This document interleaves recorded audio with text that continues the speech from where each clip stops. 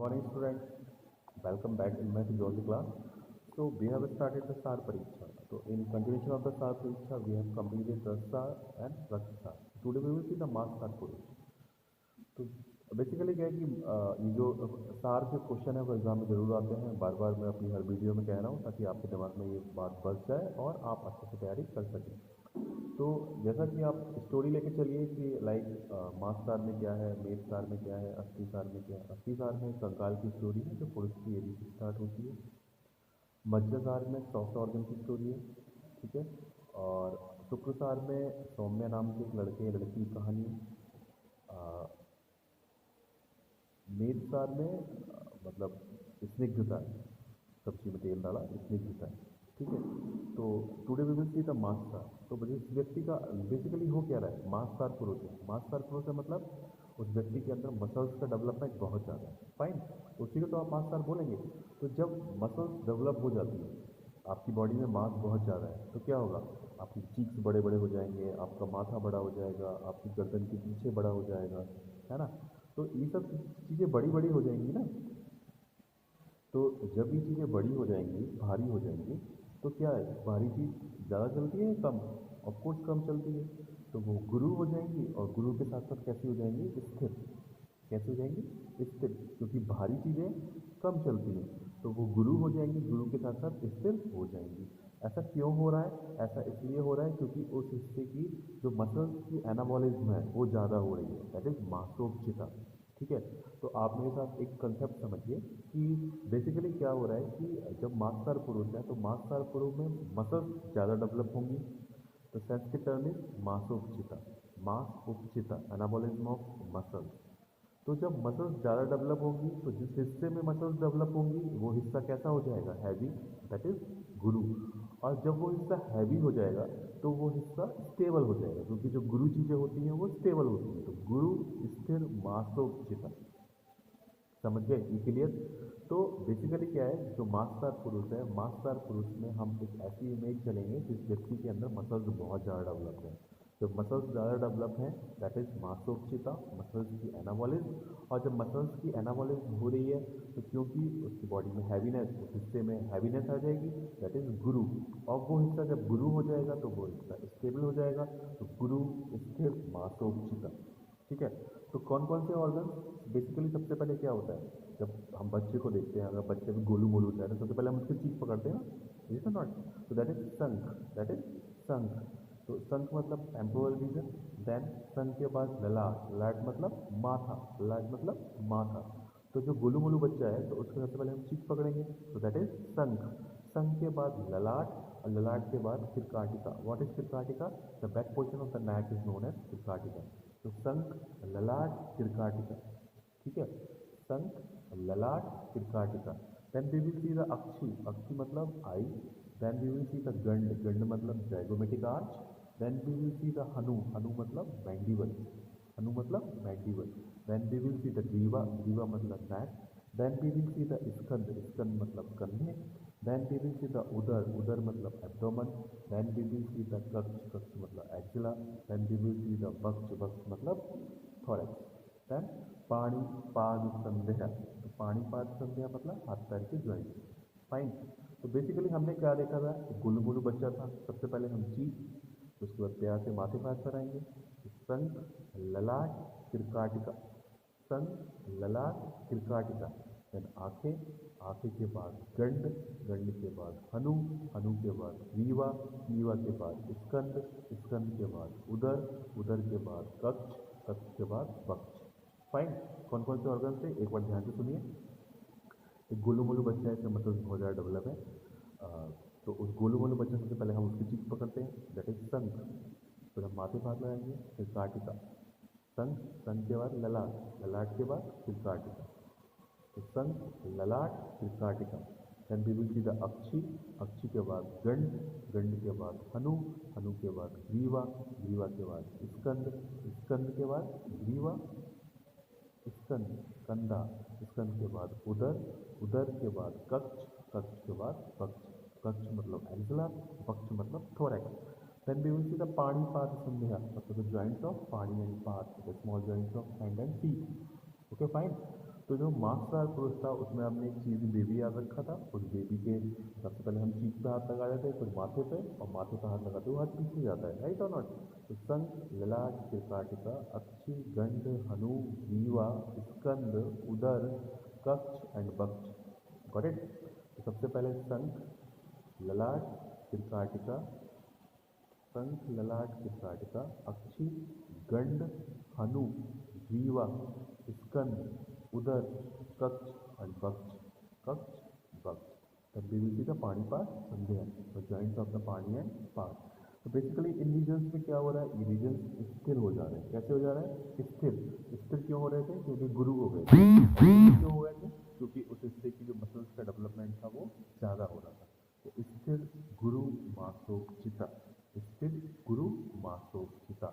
और ये सब किस में हो रहा है, ये सब हो रहा है मांससार पुरुष में। तो मांस साराणाम, मांस साराणाम। तो मांससार पुरुष की हम बात कर रहे हैं। तो मांससार पुरुष एक ऐसा छोटा बच्चा, चीजी बेबी, गुगलू गुगलू बेबी, जिससे हमारा चीख पकड़ने का मन करता है। तो संख, ललाट, कृकाटिका, अक्षी, गंड, हनु, ग्रीवा, कंधे, स्कंद, पेट, उदर, कक्ष, एक्जिला, वक्ष, थोरैक्स एंड पाणिपाद, संध्या। ये सब कैसे हो रहे हैं, स्थिर। स्थिर क्यों हो रहे हैं, क्योंकि वहाँ पे गुरुता आ रही है। और गुरुता क्यों आ रही है, क्योंकि मसल्स डेवलपमेंट है। मांसोचिता, मांस साराणाम।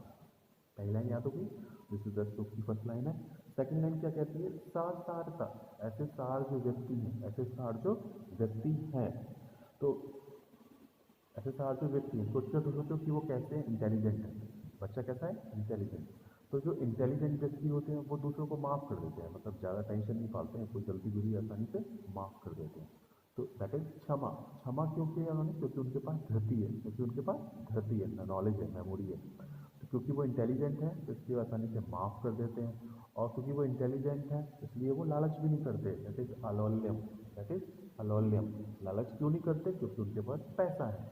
तो वो क्षमा कर देते हैं। क्षमा क्यों कर देते हैं, क्योंकि उनके पास इंटेलिजेंसी है। तो क्षमा धीरतिम, क्षमा धीरतिम। लालच नहीं करते, अलोल्यम क्यों, क्योंकि उनके पास पैसा है, दैट इज वित्त। अलोल्यम वित्त, अलोल्यम वित्त। उनके पास पैसा है, साथ साथ विद्या भी है। पैसा भी है, साथ साथ विद्या भी है।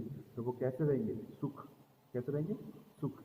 और क्योंकि उनके पास पैसा था, वित्त था, पैसा था, विद्या थी, वो सुखी रह रहे हैं। नेचुरल सी बात है, हेल्दी भी रहेंगे। तो सुखम आरोग्यम, सुखम आरोग्यम। और बलम आयुष च दीर्घम चस्ते। तो आप सोचो कि जो सेकंड लाइन है उसमें क्या, बच्चे के पास नॉलेज है, धृति है। तो धृति की वजह से वो क्या कर रहा है, क्षमा। तो क्षमा धृति। पैसा है, पैसे की वजह से वो क्या कर रहा है, अलोल्यम। तो क्षमा धृतिम अलोल्यम वित्तम। जिसके पास पैसा है साथ साथ क्या है, विद्या। तो वित्तम विद्या, पैसा भी है और नॉलेज भी है, तो वो व्यक्ति सुखी रहेगा। तो सुखम आर्जवम। तो पैसा है, नॉलेज है, वित्तम विद्या, सुखम। और पैसा, नॉलेज, सुख है, तो सी बात है, हेल्थ बनी रहेगी, दैट इज आरोग्यम। और आरोग्यम है तो बल रहेगा, बलम। और जिसकी वजह से जो उसकी आयुष है वो कैसी होगी, आयुष्य दीर्घम चस्ते। दिस इज द श्लोक फ्रॉम द चरक संहिता चिकित्सा स्थान, एक श्लोक। तो आप एक बार श्लोक सुनिए। तो जैसा मैंने बताया, बीवी की कहानी बताई, तो फिर से मैं एक बार कहानी बताऊंगा, पहले आप श्लोक सुनिए। संख, ललाट, कृकाटिका, अक्षी, गंड, हनुग्रीवा, स्कंद, उदर, कक्ष, वक्ष, पाणि, पाद, संध्या, स्थिर गुरु शुभ मासोपचिता, मास सारणाम, सा सारता, क्षमा धृतिम अलोल्यम, वित्तम विद्या, सुखम आर्जवम आरोग्यम, बलम आयुष्य दीर्घम अचिष्ट। ठीक है। तो अगर आपको श्लोक नहीं भी याद रहता है, आपको स्टोरी याद रहती है। मास्टर कोर्स में ज्ञानेश्वर ने क्या बताया था कि एक छोटा सा baby, Google baby, easy baby, ठीक है। सबसे पहले हम उसकी चीख पकड़ेंगे, दैट इज संख। फिर हम माथा पकड़ेंगे, ललाट। फिर हम हाथ पीछे लेके जाएंगे, फिर काटिका। देन अक्षी, गंड, हनु, ग्रीवा, स्कंद, उदर, कक्ष, वक्ष और पाणिपाद, संध्या। ये सब कैसे रहने वाले हैं, स्थिर। स्थिर क्यों रहने वाले हैं, क्योंकि उसकी जन्म में गुरुता आ गई है। गुरुता क्यों आई है, क्योंकि उसकी जन्म की मसल्स डेवलप हो गई है। तो स्थिर गुरु मासोपचिता, मासाणा अणाम। सारता, क्योंकि वो माफ कर देते हैं, क्यों, क्योंकि उनके पास इंटेलिजेंसी है। तो क्षमा धृतिम, वो अलोल्यम है, लालच नहीं करते हैं, क्योंकि उनके पास पैसा है। तो अलोल्यम विद्या, वित्तम, वित्त के साथ साथ विद्या भी है, तो वित्तम विद्या, जिसके पास पैसा होता है, नॉलेज भी होती है, तो वो सुखी रहता है। तो सुखम, तो क्योंकि वो सुखी रह रहा है, दूसरी बात है वो हेल्दी रहेगा, तो सुखम आरोग्यम, तो वो आरोग्य भी रह रहा है, तो उसके बाद बल ज़्यादा होगा, बलम, और सब कुछ है, तो उसकी लाइफ स्पैन बड़ा होगा। आयुष्य दीर्घम स्वस्थ, दिस इज द श्लोक अकॉर्डिंग टू द। चलो आचार्य शुक्ल ने क्या कहा, ने कहा आचित्र गात्रम, आचित्र गात्रम गूढ़ अस्थि संधि, आचित्र गात्रम गूढ़ अस्थि संधि मासोचितम च मासेन, आचित्र गात्रम, आचित्र गात्रम गूढ़ अस्थि संधि मासोचितम च मासेन। तो आचित्र गात्रम मतलब आप सोचो कि किसी व्यक्ति की मसल्स बहुत ज़्यादा डेवलप है, तो मसल्स कहाँ लगी हैं, या तो बोन के ऊपर या जॉइंट्स के ऊपर। तो उस व्यक्ति की जो बोन और जॉइंट्स हैं, क्या वो दिखेंगे? दिखेंगे ही नहीं। हड्डियाँ किसकी दिखती हैं? जिसकी मांसपेशियाँ नहीं होती हैं। उस व्यक्ति की मांसपेशी ऑलरेडी बहुत ज़्यादा डेवलप है, तो उसके जो जॉइंट्स और बोन्स हैं वो दिखेंगे नहीं। कैसे हो जाएंगे? छुप जाएंगे। छुपना मतलब कंसील, कंसील मतलब छुपना। इन संस्कृत इज नोन एज गूढ़, इन संस्कृत इज नोन एज गूढ़। तो गूढ़ अस्थि संधि इसमें मासोचितम, तो उस व्यक्ति की जो अस्थि और संधि है वो कैसी हो जाएंगी? गूढ़। तो गूढ़ अस्थि संधि मासोचितम चमासेन। और साथ साथ क्या होगा? आचित्र गात्रम, आचित्र गात्रम मतलब किसी भी गात्र में, किसी भी ऑर्गन में किसी भी तरह का डिप्रेशन या हॉलोनेस नहीं रहेगा। ठीक है, तो आपको समझना है, श्लोक समझना है। अगर आपको इनकेस श्लोक नहीं भी याद रहता है, आपको एग्जाम में सिर्फ संस्कृत के पॉइंट्स याद रहते हैं कि ज्ञानी सर ने बोला था क्या, ज्ञानी सर ने कहा था कि एक ऐसा बच्चा है जिसके चीख पकड़ने का मन कर रहा है, माथा पकड़ेंगे, ललाट, पीछे हाथ जाएंगे, फिर काटिका, फिर उसकी मांसपेशियाँ ज़्यादा डेवलप हो रही हैं, इसलिए वो ऑर्गन हैवी हो गया है, इसलिए उसमें हैवी चीज़ों में मूवमेंट नहीं होता, इसलिए वो ऑर्गन स्थिर हो गया है। उसके पास जो थी नॉलेज थी, इसलिए वो माफ़ कर दे रहा था, पैसा था इसलिए लालच नहीं कर रहा था, साथ साथ विद्या भी थी इसलिए वो सुखी था। और क्योंकि वो सुखी था तो उसकी हेल्थ अच्छी थी, आरोग्यम, इसकी वजह से उस बच्चे में बल ज़्यादा था और उसकी लाइफ स्पैन ज़्यादा था। सुश्रुत ने बोला क्योंकि हम मांस की ही बात कर रहे हैं, मांसपेशियाँ, हड्डियाँ और जॉइंट्स पे लगी रहती हैं, तो इसलिए जो गूढ़ अस्थि संधि मतलब जो उसके वो है बोन और जॉइंट्स वो कंसील्ड रहेंगे। अलॉन्ग विद दैट आचित्र गात्रम, आचित्र गात्रम मतलब कि उसके जो बॉडी के जो ऑर्गन्स हैं, बॉडी के ऑर्गन्स जो हैं वो तो किसी भी तरह का डिप्रेशन नहीं मिलेगा। तो these are the symptoms of the master guru. I hope I just make you clear. तो आप स्टोरी समझिए, स्टोरी समझ के उसको अंडरस्टैंड करने की कोशिश कीजिए और उसको आप संस्कृत के टर्म्स में लिखिए along with the explanation of the Hindi और English, whatever the language you like to prefer. Okay, thank you. बने रहिए मेरे साथ, कल हम मिलते हैं नई वीडियो के साथ।